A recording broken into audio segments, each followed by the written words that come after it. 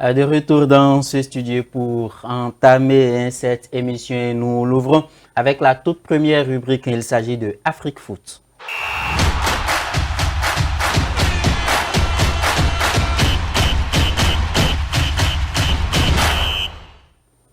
Comme annoncé en introduction, nous démarrons cette émission avec le championnat professionnel de football béninois qui a connu sa 7e journée ce week-end et nous allons nous rendre de l'autre côté du stade René Pleven d'Akpakpa pour suivre le résumé du match qui a opposé AS Cotonou à US Crack et le score final c'était de 2-0 en faveur des Cotonnois.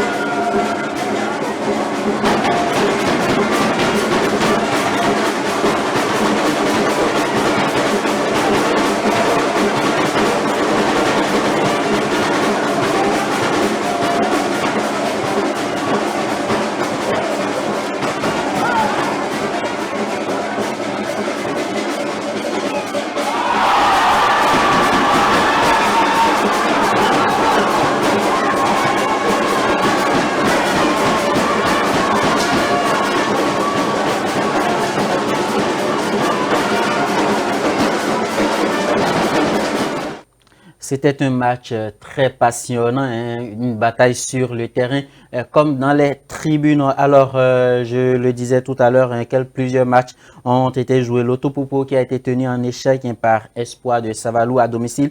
Un but partout. Dadja qui s'est imposé à domicile hein, face à Audio, 2-0 et Coton qui a perdu à domicile hein, 1-0 contre Asvo. Alors, Monsieur Modeste, hein, vous connaissez bien le championnat professionnel de football béninois. On parle d'un championnat professionnel, mais quand vous voyez des matchs hein, se dérouler sur des installations comme le stade chez René Pleven de Cotonou ici, est-ce que vous pensez que ce championnat porte vraiment son nom? Bon, il n'y a que ceux qui ont donné eh bien, cette dénomination championnat professionnel à ce championnat-là qui véritablement doit passer eh bien, dans ce studio pour nous dire les raisons essentielles qui ont été à l'origine eh bien, de ce pseudonyme qu'on a donné à ce championnat qui se déroule quelquefois sur les champs de patates. Mais que voulez-vous, on fait avec les infrastructures que nous avons à notre disposition. C'est vrai que l'État béninois a construit 25 stades qui véritablement devraient accueillir les grands matchs de football, mais qui aujourd'hui, par moment, n'accueillent pas ces grandes rencontres de football en raison de la querelle eh bien, la kyrielle d'équipes que nous avons eh bien, dans ce championnat eh bien, professionnel de football. 36 clubs, si je ne m'abuse, prennent part à ce championnat professionnel de football. C'est vrai que la saison prochaine, eh bien, l'effectif sera réduit complètement et totalement pour là, nous on va permettre... passer à la Super League Pro. Oui, on va passer. Oui, il n'y a pas de problème, on attend de voir. On attend de voir des dénominations en dénomination. On verra bien si ceux qui sont chargés d'administrer le football en République du Bénin prendront les décisions qui s'imposent, puisque à leur assemblée générale ordinaire, la dernière fois, le président de ce comité exécutif, Mathurin Deschapus, est monté au créneau pour dire eh bien, que les équipes qui aujourd'hui composent l'ossature de la première division de football, le nombre passera de 36 à un nombre inférieur qui désormais eh bien, prendra d'assaut tous les stades pour nous permettre d'avoir des jeux véritables qui puissent permettre au public sportif eh bien, d'assister à des grands matchs de football, à des envolées spectaculaires qu'on aura sur la scène continentale, parce qu'il ne s'agit pas d'être équipe championne du Bénin, mais il s'agit également aussi de défendre les couleurs béninoises sur la scène internationale et dans les compétitions statutaires de la Confédération africaine de football, ce qui n'est pas le cas aujourd'hui. Vous avez vu, Coton Sport a été sorti de la compétition au premier tour. Dadier s'est hissé au second tour de la compétition, mais a été cartonné au match retour, 5 buts à 0, si je ne m'abuse. C'est donc dire que nous avons encore de la distance à faire en matière de football pour avoir le niveau véritable qu'il faut et bien pour concurrencer les équipes qui, sur la scène continentale de football, continuent d'être au firmament et continuent donc de marquer eh bien, de leur nom et de leur cachet particulier l'histoire du football africain. Mais qu'est-ce qui explique l'échec du football béninois sur la scène continentale? Parce que ça a commencé avec les Buffs du Borgou qui ont représenté le Bénin sur la scène continentale et qui s'est fait éliminer par ASEC Mimosa d'Abidjan, je crois, sur 2 saisons. Voilà. Et après, maintenant, c'est devenu Coton de Ouida qui, sur 3 saisons, n'a rien montré sur la scène continentale avec Dadier. Qu'est-ce qui fait que les autres championnats sont un cran en avant sur le championnat béninois? J'ai un reproche à faire aux responsables du comité exécutif de la Fédération béninoise de football et Paris Cochet, à l'ancien patron des sports béninois, qui a pensé qu'en matière de football, il faut satisfaire les amis. Dans cette volonté de satisfaire les amis, nous nous sommes rendus compte qu'on a créé des pseudo-clubs eh bien, dans lesquels on investit l'argent de l'État béninois. C'est-à-dire on a amené des gens dans le giron du football pour leur donner l'argent de l'État béninois. Alors qu'en réalité, ceux-là n'ont pas besoin de cet argent véritablement parce que n'ayant pas la dimension qu'il faut pour conduire le football. Alors, n'ayant pas cette dimension-là, eh bien, c'est des pseudo-clubs qui ont été fabriqués parce qu'on a envie de contenter X ou Y, donner 36 millions à Y pour qu'il règle ses propres problèmes, donner 40 millions ou 44 millions à l'autre Z pour qu'il puisse régler ses problèmes. Vous avez finalement, au décompte total, nous avons des équipes qui véritablement, eh bien, ne valent pas, ne pèsent pas de poids sur la scène continentale quand il est question d'aller défendre les couleurs béninoises et bien sur les stades. Alors, il va falloir eh bien, que l'on reprenne véritablement la dimension du football en République du Bénin. Que l'on mette X à la place de X, Z à la place de Z, Y à la place de Y. Ce qui a été fait récemment, puisque les entraîneurs nationaux désormais eh bien, auront un salaire, ce qui leur permettra véritablement de se donner à fond eh bien, pour préparer les équipes nationales de catégorie d'âge. Et au niveau des clubs aussi, quand on va réduire les clubs de 36 au nombre que nos amis du comité exécutif vont nous définir, ils l'ont déjà défini, mais moi je tais eh bien, le nombre qu'ils ont dit qui jouera véritablement la saison prochaine, la première division, la deuxième division et la troisième division. J'attends de voir la concrétisation dans les actes. C'est ce pourquoi, pour le moment, je n'ai pas encore sorti ce chiffre-là. Quand on aura eh bien, cette formule, eh bien, je crois que cette formule permettra véritablement d'avoir un spectacle de qualité. Et dans ce spectacle de qualité, on va dégager des équipes qui n'auront pas bénéficié du soutien des arbitres, parce que c'est là encore l'autre dimension qu'il faut dénoncer au niveau du football béninois. On connaît déjà les résultats avant que les équipes n'aillent sur le terrain pour disputer un match de 90 minutes. Dans ces conditions, à partir du moment où vous fabriquez les résultats avant que les matchs ne se déroulent, eh bien, vous aurez à la fin des saisons des équipes non huppés qui, sur la scène continentale, ne seront pas capables de produire le football que les autres produisent et véritablement ne feront qu'enregistrer des résultats négatifs à l'image des résultats de Dadier FC, oui, qui a eu la chance de s'hisser en second tour, mais finalement qui est allé se faire cartonner 5 buts à 0. Ben, Je l'ai rappelé tout à l'heure. Parlons de Dadje, on a remarqué que Dadje a fait un début de saison incroyable. Est-ce que c'est pas parce que Dadje, de son côté, a appris quelque chose de son expérience? C'est vrai, même si l'expérience n'a pas duré, de son expérience sur la scène continentale. Mais forcément, quand vous allez en compétition internationale, vous gagnez forcément quelque chose. Il y a un petit truc qui s'ajoute, eh bien la connaissance que vous avez hier. Ça, c'est clair. Vous êtes allé tenter vos chances, ce qui n'a pas marché. Vous avez joué avec des équipes qui véritablement ont du football dans les jambes, qui savent ce qu'il faut faire du ballon, du début du match jusqu'à la fin, jusqu'au dernier coup de sifflet de l'arbitre, comme on le dit dans notre jargon, eh bien donc, de retransmission. Alors, par conséquent, je crois que Dadje a gagné un plus. Vous avez annoncé là tout à l'heure, eh bien, le démarrage en fanfare de la saison de cette équipe qui forcément a gagné quelque chose. Mais je voudrais dire et demander au président de club aujourd'hui, quand quelqu'un dirige un club et remporte un titre pour la saison, laissez-le aller sur la scène continentale avec l'équipe qu'il a encadrée, que d'aller chercher un autre entraîneur pour mettre à la tête et de le descendre eh bien, au niveau inférieur. On m'a dit, eh bien, donc, après que cela s'est passé, que c'est parce que les entraîneurs béninois n'ont pas les niveaux qu'il faut, n'ont pas les diplômes qu'il faut au niveau de la Confédération africaine de football pour se faire valoir, qu'on est obligé d'aller chercher des forces ailleurs pour que ces forces prennent la tête des équipes béninoises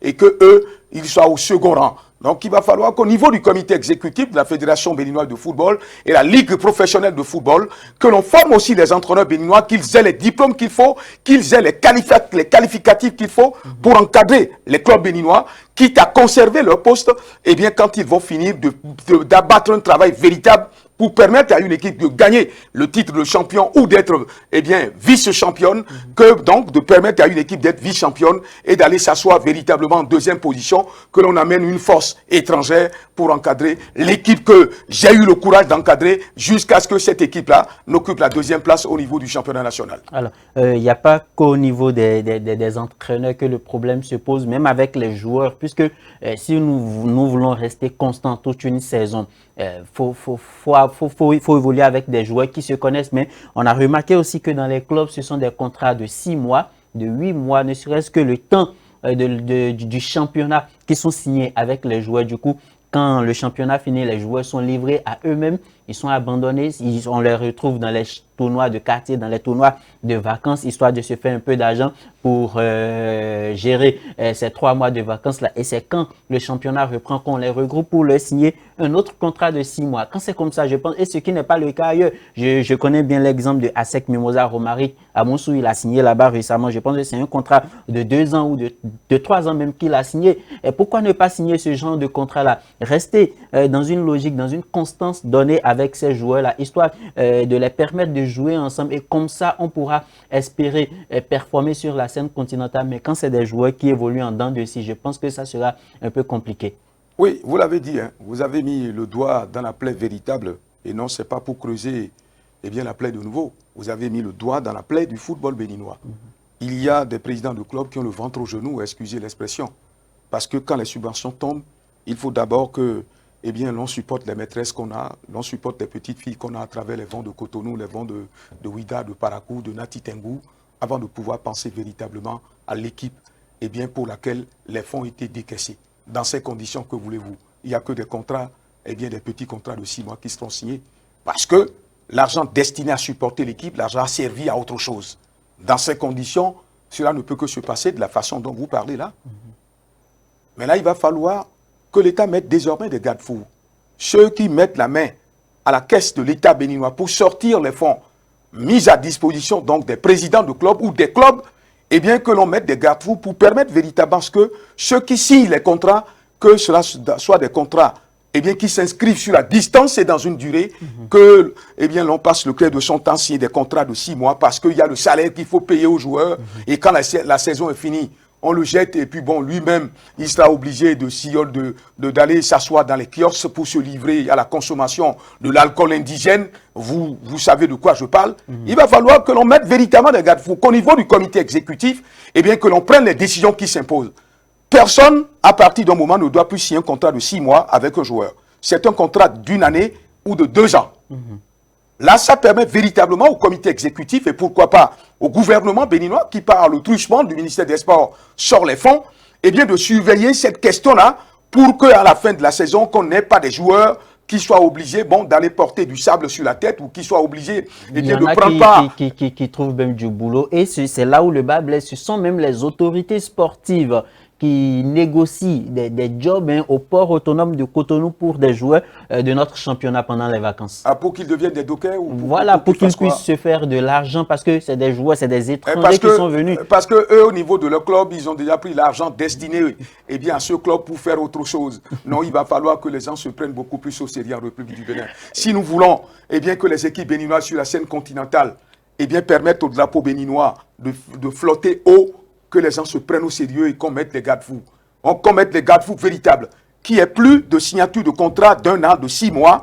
Que les contrats, que l'on définisse la durée des contrats véritables au niveau du comité exécutif et qu'on impose cette durée, comment on appelle, de contrat aux différents clubs. Maintenant, c'est un joueur qui est indiscipliné, soufflé, qu'à la fin de la saison, qu'on le remercie et qu'il aille trimballer son indiscipline ailleurs. Mais quand les joueurs sont indisciplinés et s'incorporent véritablement à la dimension du club, aux règles, aux principes cardinaux qui fondent l'existence du club, que l'on mette les moyens à disposition de ces joueurs-là que d'aller les mettre au port de Cotonou pour qu'ils deviennent des dockers de circonstances, ou bien qu'on les laisse dans les rues, ou bien qu'on les laisse aller acheter des motos pour conduire Zémidjan et pour que, à la fin de la saison, ou bien à la fin de la trêve, qu'on retrouve des joueurs complètement et totalement déjà hors d'usage, si vous permettez que je m'exprime en ces termes, et que désormais, que l'on ne soit plus capable de les utiliser sur le grand rectangle et qu'on ne soit capable que de les utiliser dans les kiosques pour les boissons indigènes.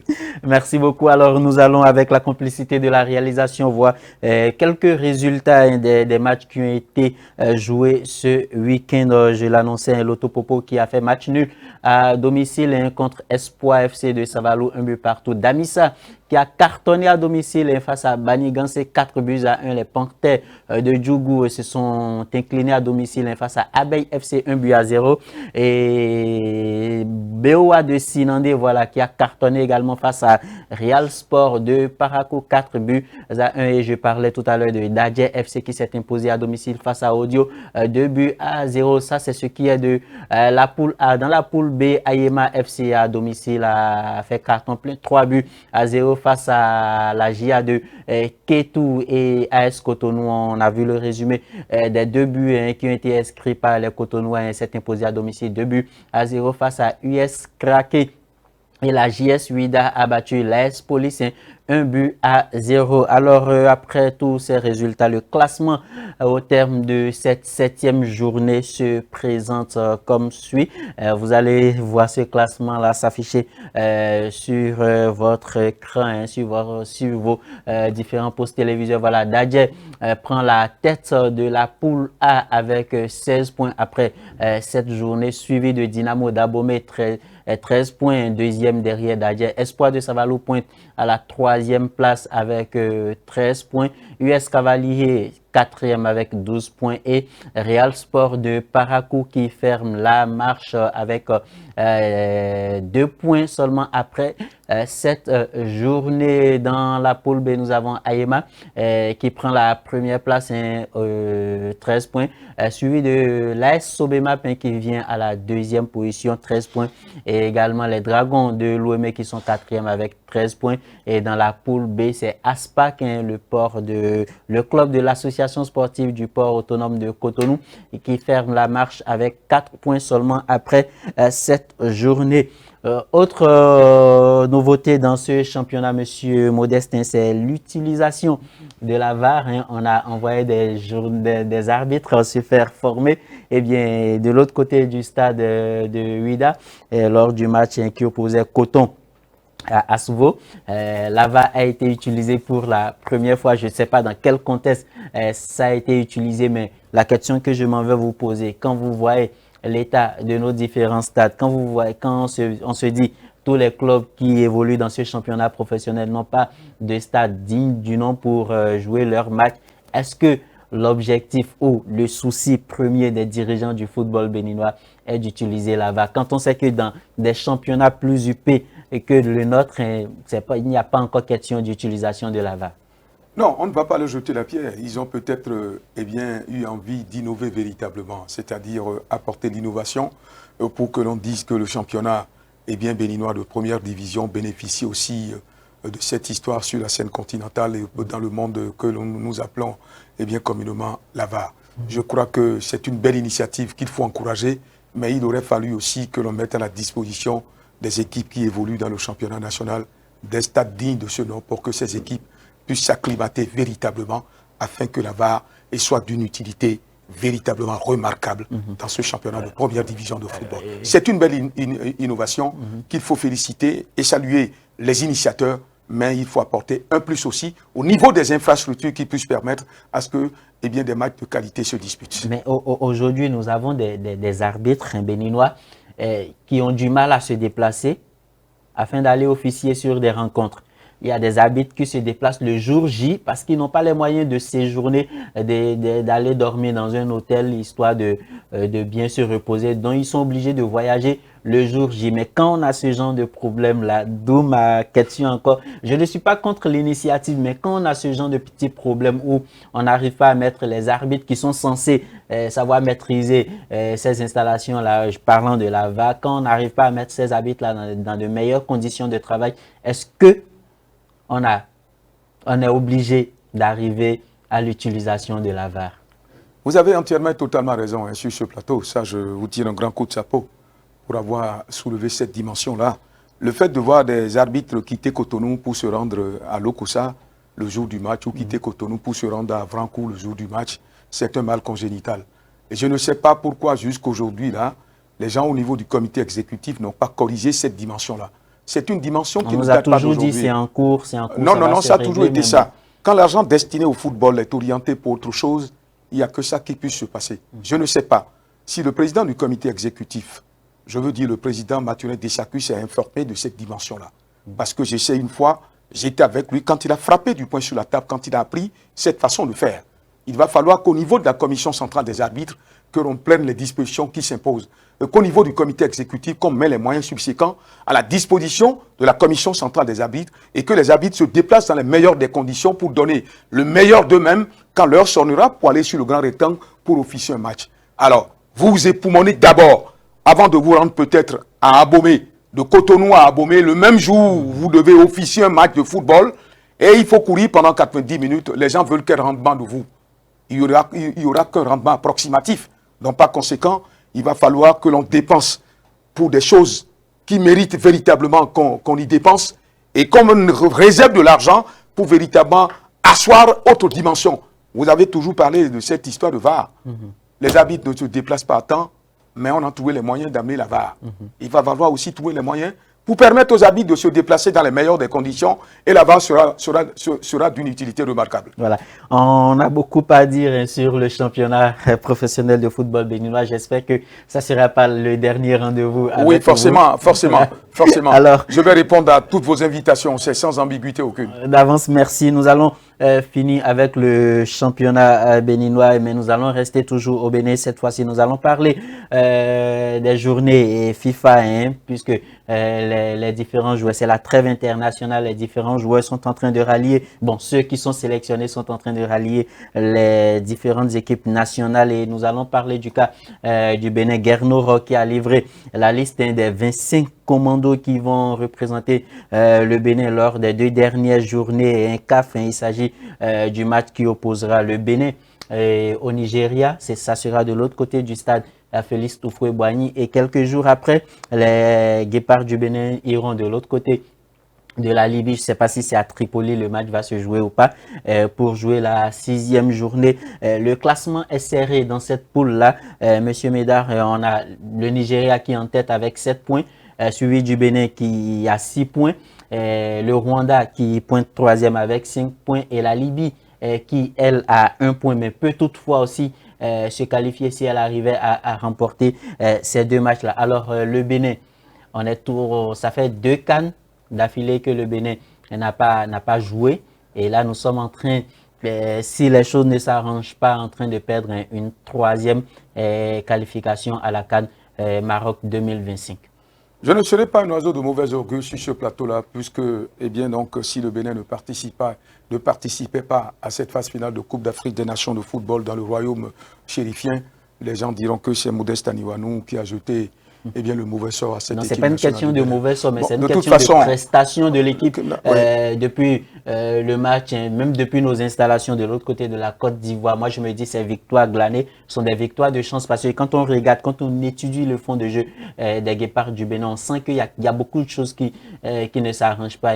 Aller perdre face au Rwanda, quand on sait qu'une victoire face à cette équipe-là de l'autre côté du Rwanda va nous rapprocher plus de la qualification, on va perdre dans ces conditions-là. Il faut se poser la question, ce n'est pas une question d'oiseau de mauvais augure, mais ce sont les réalités qui nous poussent à douter un tout petit peu. D'abord, retournons un peu sur ce match que les Béninois ont remporté face aux Amaboubi du Rwanda.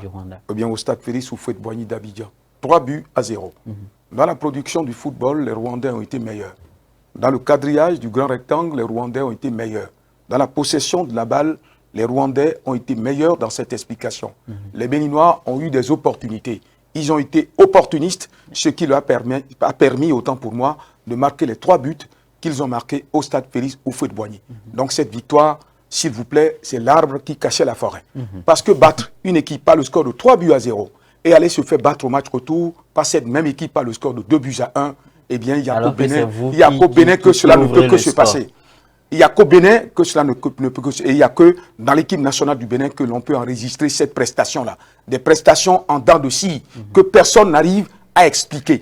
Mais lorsque vous faites la lecture scientifique du match aller, vous vous rendez compte que les Béninois partaient diminuer au Rwanda pour aller disputer ce match retour face à cette équipe rwandaise. C'est donc logiquement que les Rwandais ont remporté le gain de la partie. Maintenant, face au Nigeria, puisque le prochain adversaire, c'est les Super Eagles du Nigeria qui nous ont soigneusement nettoyés.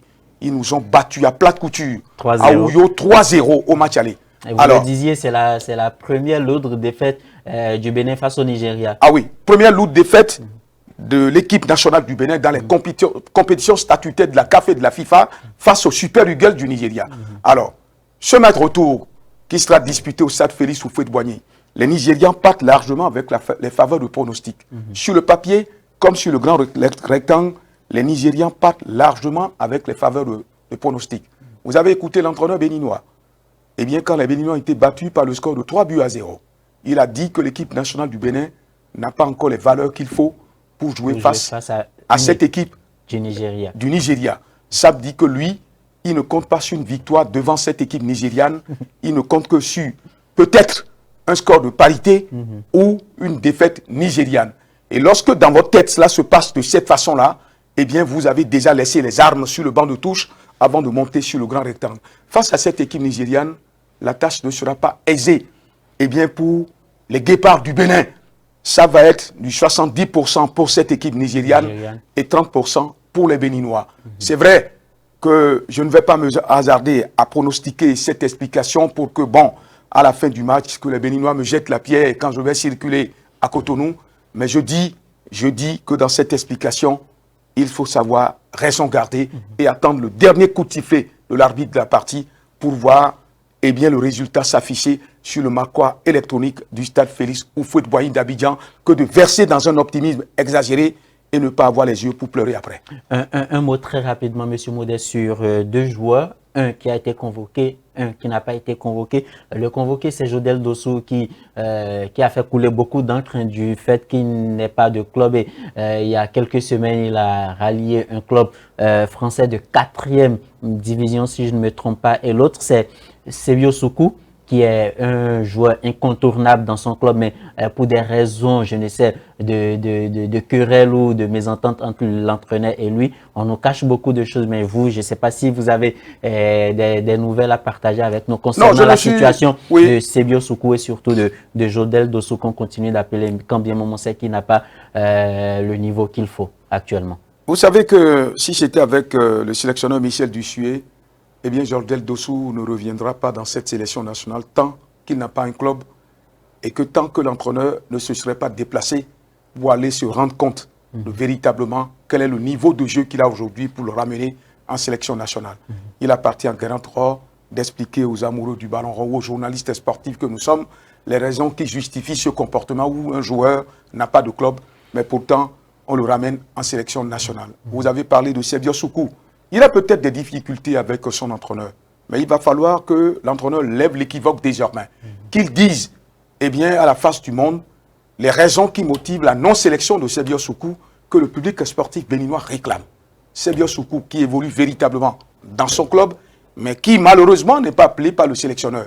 Qu'est-ce qui se passe dans la tête de Gernot Rohr? Eh bien, peut-être qu'à une autre conférence de presse, nous allons avoir le courage de lui poser la question pour qu'il dise exactement les raisons essentielles qui justifient l'absence de Sebio Soukou dans sa sélection. En tout cas, nous espérons que ça ne va pas poser préjudice à Gernot Rohr de ne pas avoir convoqué Sebio Soukou. En tout cas, il a convoqué 25 joueurs. Il y a aussi le retour du gardien de but, l'ancien gardien de but de AS Cotonou qui est de l'autre côté du Nigeria maintenant, Serge Obassa. On espère que cette équipe-là, ces guerriers, ces guépards pourront valablement représenter le Bénin et essayer de battre cette équipe du Nigeria et cette équipe de la Libye. Vous pensez, Monsieur Serge, pour finir avec Monsieur Modeste, voilà, oui. Vous pensez que Gernot Rohr joue sa carrière sur ces 2 matchs à venir ou même sur le match contre le Nigeria? De toute façon, personne ne connaît le cahier de charge du sélectionneur national. Ce cahier de charge n'a jamais été rendu public. C'est lui qui a déclaré au détour d'une conférence de presse que ce n'est pas la CAN, la dernière CAN, la qualification à la dernière CAN qui le préoccupait, c'est la qualification à la Coupe du Monde. Bon, c'est vrai que le Bénin est toujours en lice dans ces éliminatoires-là. On attend de voir, mais il va falloir que les gens rendent public véritablement le cahier de charge de Gernot Rohr. Vous avez parlé des gardiens tout à l'heure. Je voudrais dire que les gardiens béninois ne me rassurent pas, moi, Modeste Aniwano. Sur les 7,32 m, il faut avoir le courage de dire un certain nombre de vérités.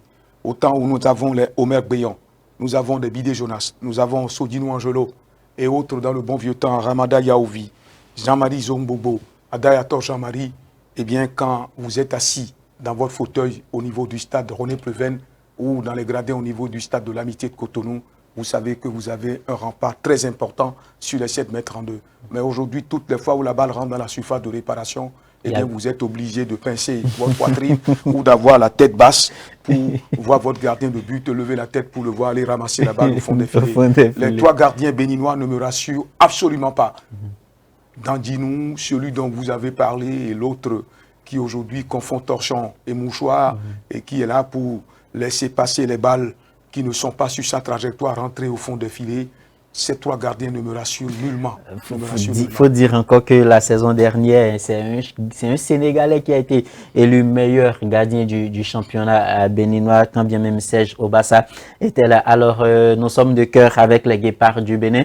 Nous ne sommes pas des oiseaux de mauvais augure. Vous pouvez en être sûr. Notre souhait, c'est que vous battiez, voilà, le Nigeria et la Libye, histoire de se qualifier pour la prochaine Coupe d'Afrique des Nations. De l'autre côté du Maroc, chers téléspectateurs, nous allons fermer cette page et nous envoler pour la 2e rubrique. Il s'agit de Tour d'Europe.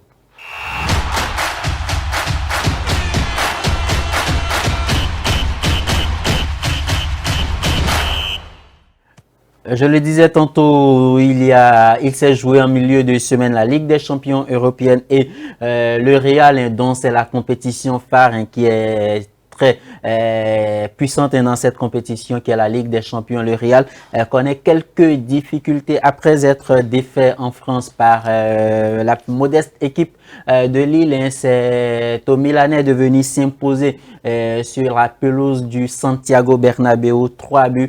Le résumé de ce match avec la réalisation. Et frappé directement sur la tête de Malick Thiaw. Ils sont pas aussi hauts que le Barça.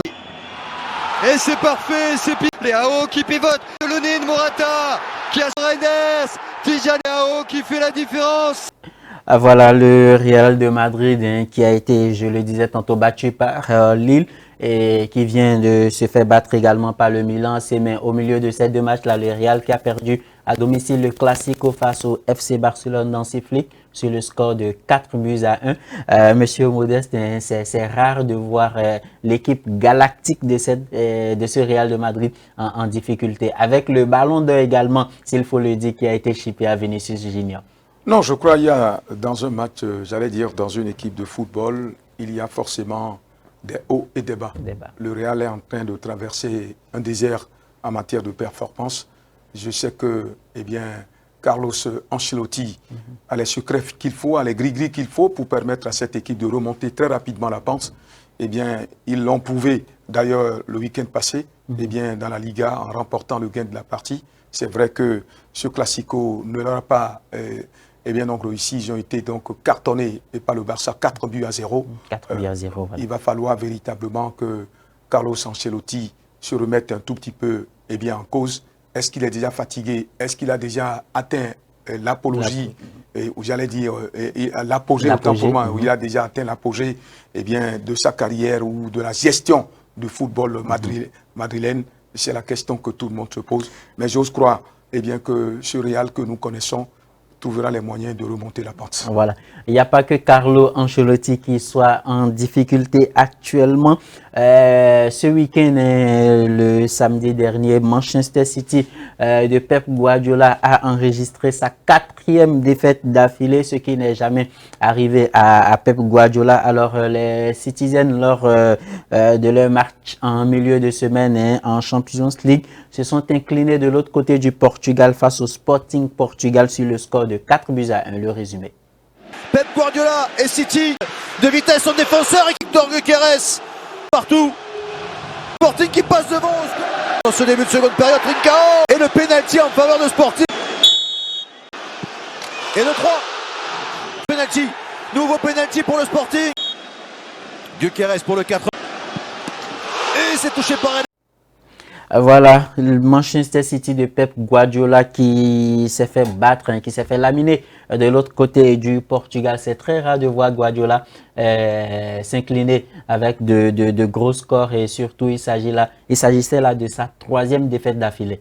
Ben, si vous avez des joueurs qui sont blessés, si vous avez des joueurs qui véritablement ne répondent plus sur le grand rectangle, vous avez vu le penalty qui est allé lécher la transversale. C'était un but qu'il fallait mettre forcément pour permettre à Manchester City de réduire donc le score ou de recoller au score pour peut-être Quand la chance n'est pas avec vous, c'est qu'elle n'est pas avec. Sinon, Haaland, c'est un serial buteur. Oui, tout à fait. Bon, malheureusement, Pep Guardiola doit revoir aussi sa tactique à la tête de cette équipe. Sinon, lui-même, il est en train de s'indiquer la porte de sortie. C'est-à-dire, l'autre a dit, il faut savoir abandonner les choses avant que les choses ne vous abandonnent. Il aurait dû partir depuis qu'il a remporté la Ligue des Champions. La Champions League.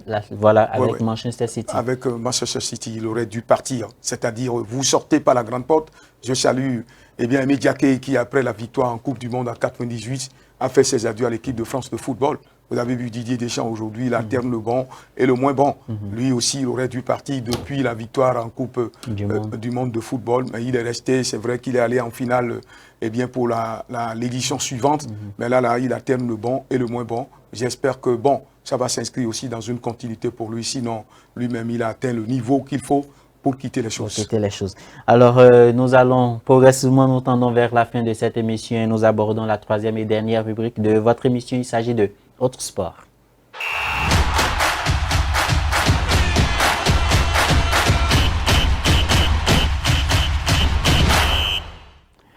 Ce week-end, de l'autre côté de la commune d'Abomey-Calavi, a eu lieu la 6e édition du tournoi international de tennis de table Open Temple du Son. Eh bien, cette 6e édition s'est passée dans la joie et dans la ferveur.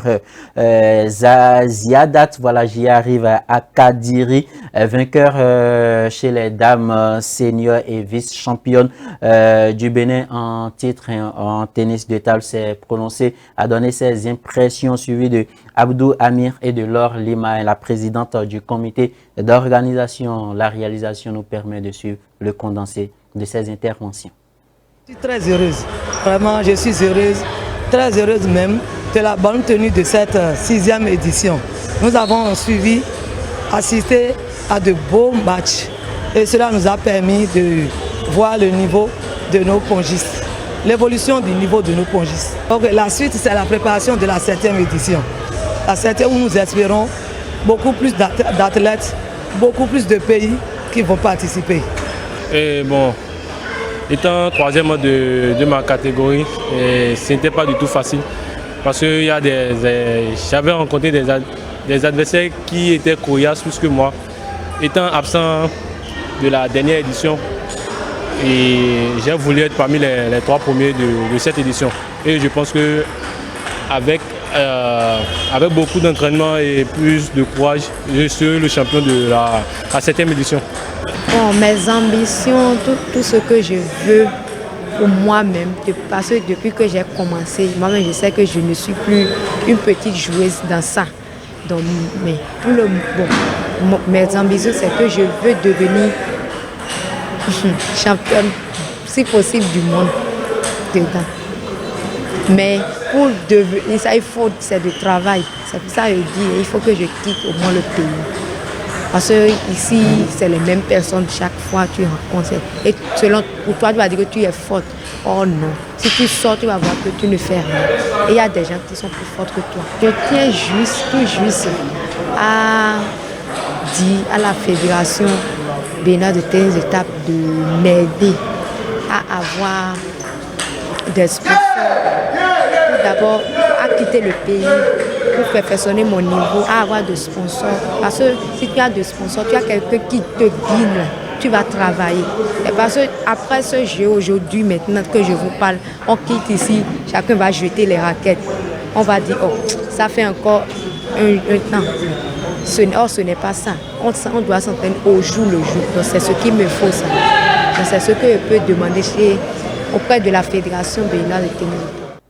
Voilà pour ce qui est du tennis de table. Il n'y a pas que ce sport-là qui représente valablement le Bénin sur la scène internationale. Il y a la pétanque et il y a d'autres disciplines. Et donc, on peut investir des fonds dans cette discipline-là et oublier un tout petit peu le football, même si c'est le sport qui rassemble plus de passionnés, plus de jeunes. Mais moi, ce qui m'intéresse c'est l'intervention de cette fille qui a été plusieurs fois championne du Bénin. Mais cette année, elle a fini deuxième du championnat béninois de tennis de table. Mais quand vous écoutez ses impressions, où elle souhaite quitter le pays, aller s'essayer à l'extérieur, elle implore la Fédération béninoise de tennis de table. Je me demande si c'est à elle de le faire ou si la volonté doit venir directement de la Fédération. Elle n'a pas besoin d'implorer les responsables du comité exécutif de la Fédération béninoise de tennis de table avant de quitter le pays.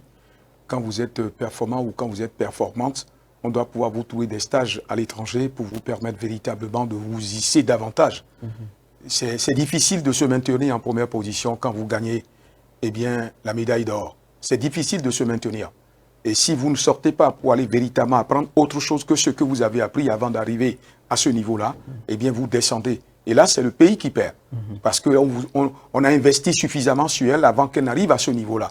Donc, il faut lui permettre d'aller brasser ses connaissances avec d'autres connaissances qui sont supérieures par rapport à ses compétences et véritablement évoluer dans cette discipline sportive-là. Je ne sais pas pourquoi, au niveau donc du comité exécutif de la Fédération béninoise de tennis, dont je connais le président véritablement, pour l'avoir interviewé à plusieurs reprises déjà sur la radio africaine, Africa Numéro 1, je vais me rapprocher de lui pour savoir quelle est cette politique qui consiste à laisser les valeurs mourir sur place. Alors, c'est en ça que nous sommes forts en République du Bénin. La promotion des médiocres. Voilà. Nous sommes forts en République du Bénin. Vous rappelez-vous que dans le passé récent, on remettait les médailles de l'État, des médailles d'honneur à des gens qui n'apportaient rien de façon substantielle à la République du Bénin.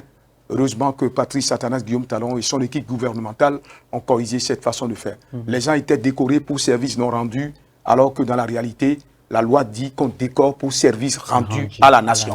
Or, les gens étaient décorés pour services non rendus et c'était des médailles fantaisistes que l'on mettait au niveau de la poitrine et au cou aux gens qui rentrent chez eux alors qu'en réalité ne méritaient pas de porter les médailles de la République. Alors celle-là mérite de porter les médailles de la République parce qu'elle a été à plusieurs reprises championne.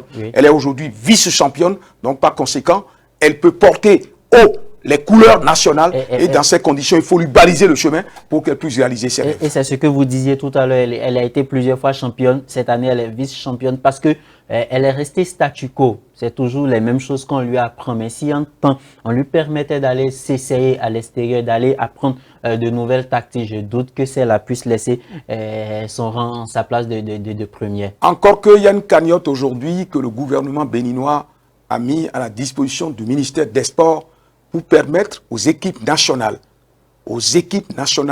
d'aller dans les compétitions statutaires eh bien, de leur confédération pour s'essayer à dos avec d'autres nations. Il y a une cagnotte disponible. J'espère que les fonds seront fondamentalement utilisés eh bien, pour permettre aux valeurs béninoises de s'exporter. Je sais que le ministre Dato, eh bien, aujourd'hui,